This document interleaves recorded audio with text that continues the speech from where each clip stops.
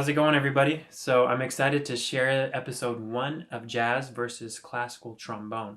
So, I know a lot of you out there play both styles or might even be interested in one or the other. So, what this series is going to do is essentially highlight the similarities and the differences between the two styles based on my own experience. Now, by no means am I a master in either style, but I do have quite a bit of experience studying and performing the music. I actually got my bachelor's of music in music performance, playing classical trombone, and have a master's degree in jazz studies from Michigan State. And I'm currently finishing my DMA in jazz performance at UIUC. So, why jazz versus classical and not any other genres of music? Well, there's a few things. One thing is that I'm most familiar with these styles and have the most experience with them. Another thing is that as a trombonist, more than likely you're going to be playing either one, if not both of these styles. Another thing is that they're both fundamental musical styles and can serve essentially as gateways to other styles of music. Okay, so before moving on, I just wanted to say that in my own experience playing a lot of jazz music and a lot of classical music, most aspects of the trombone playing side of things are actually the same in both styles. It's the differences, the small differences, which are actually not so small, that I want to highlight in this video series. And hopefully, through this video series and through your own experience, you can start to spot these differences and know what changes need to be made depending on the context. I think another big reason why I'm starting this series is because I wish I had something like this earlier in my musical journey. Alright, so let's get started. I'll be using the jazz ballad Darn That Dream to demonstrate a lot of these concepts. So regarding sound in a classical setting, you're going to want your tone, your articulation, and just your overall sound to be pretty even and consistent in anything you're playing, in most contexts. So what I mean by tone is the quality of sound. You want to have a rich, full sound that has a lot of core, and you're probably not going to want a lot of fuzz or air in your notes. And what I mean by articulation is that, every time you play staccato or legato or tenuto or marcato, whatever it is, you're going to want it to be generally consistent and the same every time around. Of course, this may vary depending on the context or the piece you're playing, but generally, you're going to want it to be pretty consistent. So here's a couple of examples of that.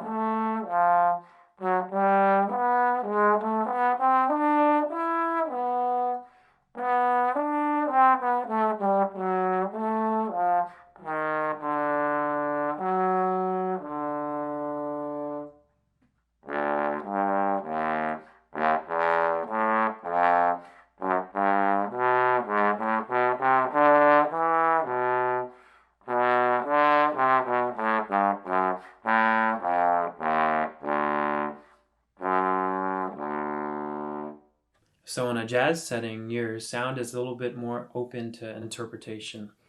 Regarding your tone, you can change timbres as much as you want. Have a really fuzzy or airy sound. Maybe if you're kind of going for a sensual sound, or really bright and brassy, etc.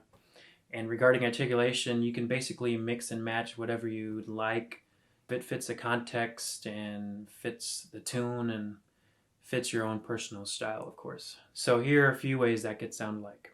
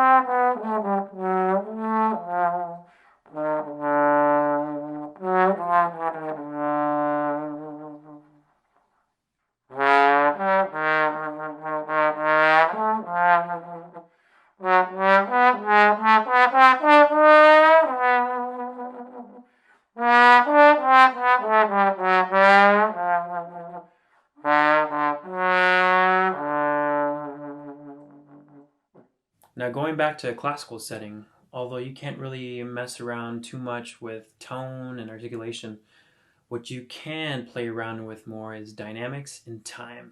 And here are a couple examples of that.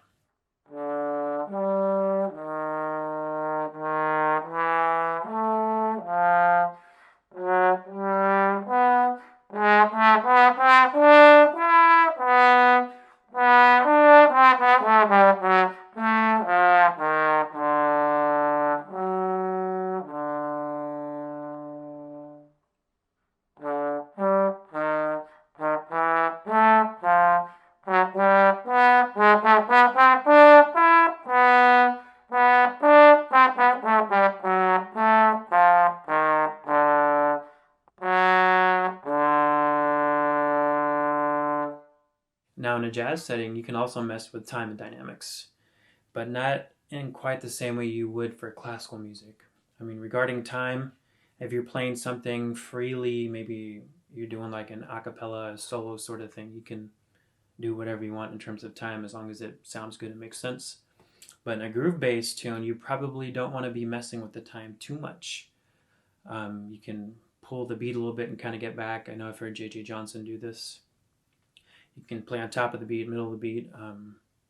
You can do polyrhythms, but if you're too much out of time, it can mess with the groove and it can mess with the audience perception of the music. So be careful with that.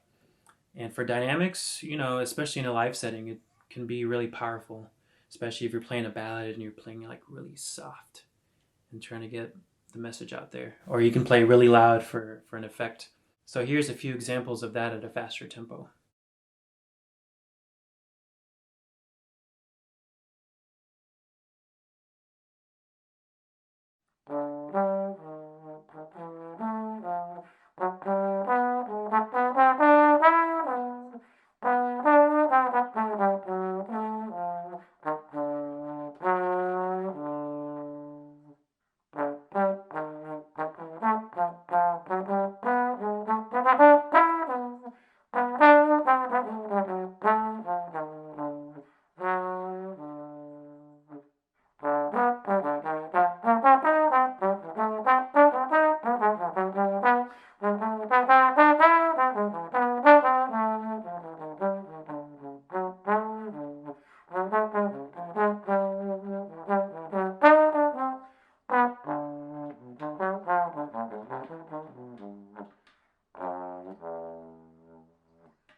Alright, so I hope this helps clear up some of the similarities and differences regarding sound on the trombone in a jazz and classical setting.